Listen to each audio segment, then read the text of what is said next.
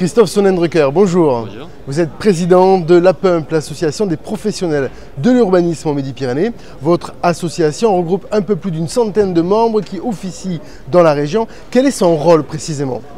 Le rôle de l'APUMP est un lieu de débat, de rencontre, d'échange sur les questions liées à l'urbanisme. C'est une association qui regroupe depuis 1996 des salariés, du privé, du public, des libéraux, qui sont sur les questions urbaines, les questions de développement du territoire et qui cherchent à promouvoir toutes les questions ayant trait à la qualité et au développement durable de l'urbanisme. Alors justement, parmi les problématiques sur lesquelles votre association réfléchit, il y a cette fameuse cohabitation entre d'un côté l'espace dédié à l'industrie et de l'autre côté l'espace urbain. Oui. C'est une cohabitation qui est souvent perçue comme conflictuelle alors que historiquement, l'industrie et la ville ont toujours vécu ensemble. Depuis 2 siècles et jusqu'à la guerre, l'industrie était au cœur de la ville, c'était un lieu de sociabilisation et lieu résidentiel ou lieu d'habitation et lieu de production se côtoyaient. Après la guerre, il y a eu une grande vague d'aménagement de zones d'activité beaucoup plus spécialisées à l'extérieur des villes. Et aujourd'hui, on se pose maintenant les questions du devenir de ces zones industrielles ou de ce qu'on appelle des parcs d'activités mixtes qui sont rattrapés par la ville et qui maintenant sont de plus en plus intégrés dans le développement, dans l'ère urbaine telle qu'elle est aujourd'hui vécue. Du coup, cette situation repose la question du devenir de ces zones d'activité.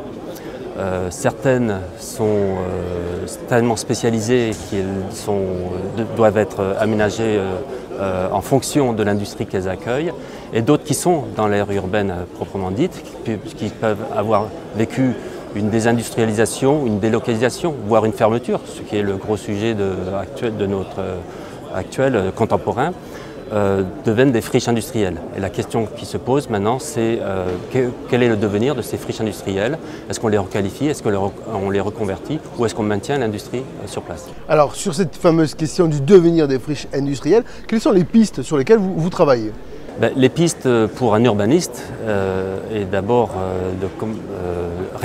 l'urbaniste répond à une commande. Il répond à une commande qui est une commande essentiellement publique ou de temps en temps privée et qui est, elle, émane d'une stratégie industrielle ou d'une stratégie économique.